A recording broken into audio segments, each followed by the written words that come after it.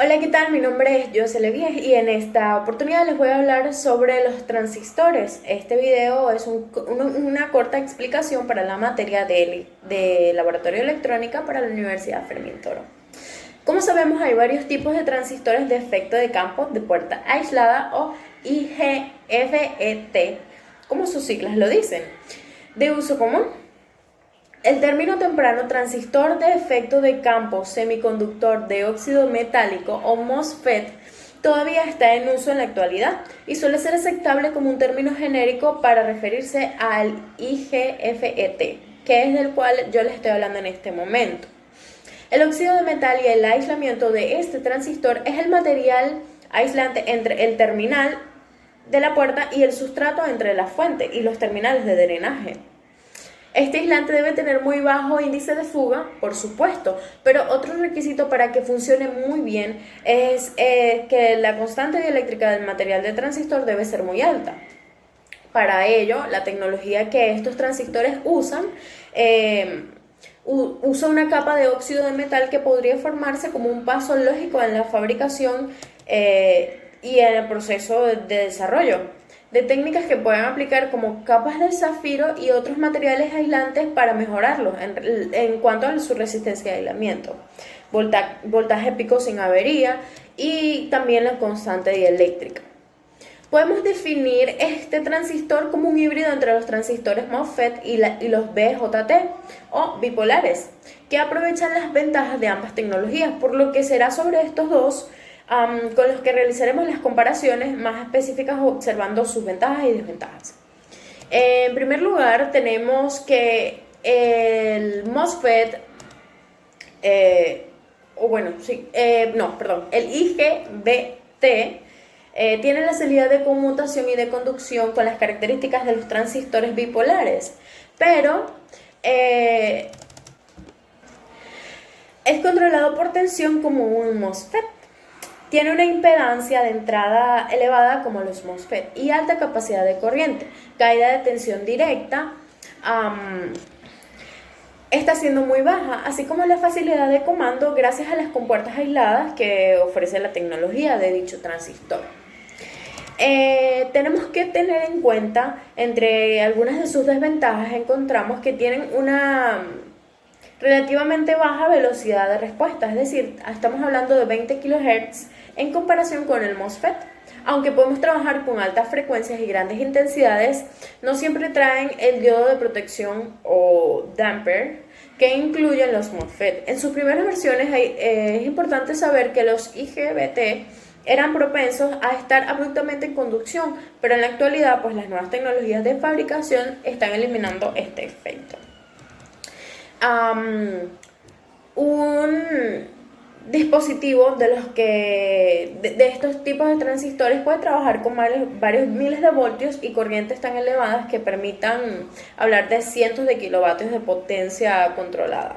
Aparte de todas estas características, pues tenemos que tener en cuenta que un transistor IGBT o IGFET, Dios mío, ese nombre es tan difícil, con una caída de tensión significativamente menor en comparación a un MOSFET convencional en dispositivos con clasificación más alta de tensión de bloqueo, aunque las pérdidas en conmutación son mayores.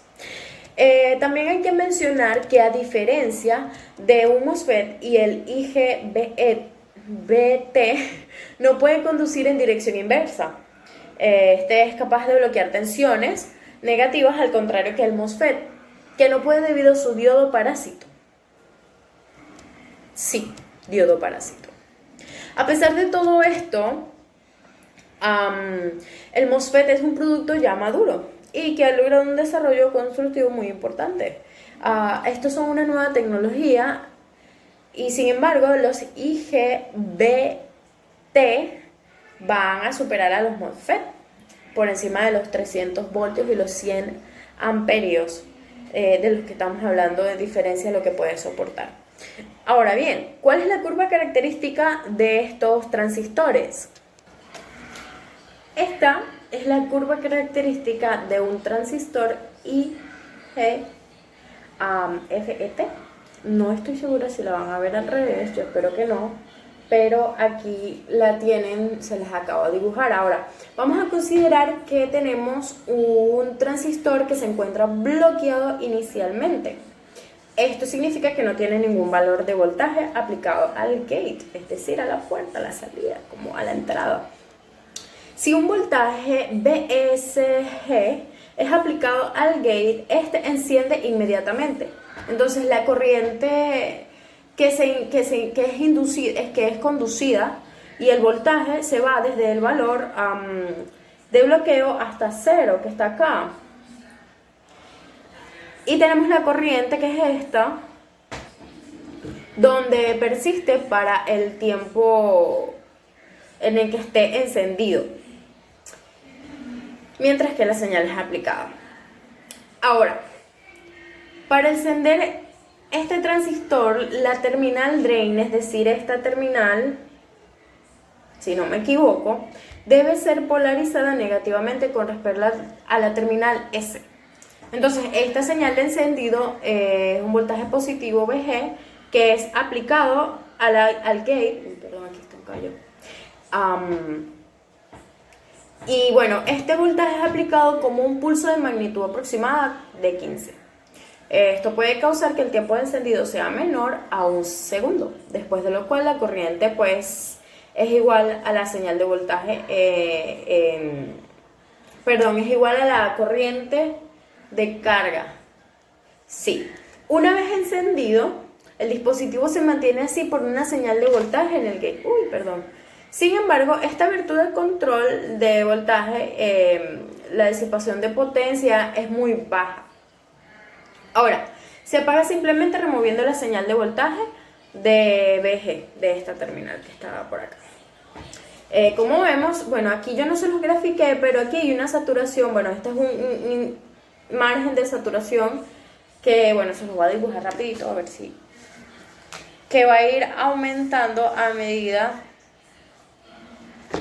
de las pulsaciones. Acá se hace una saturación y va aumentando. Bueno, esa es su curva característica. Esto es todo lo que me tocaba a mí explicar. Muchas gracias por su atención.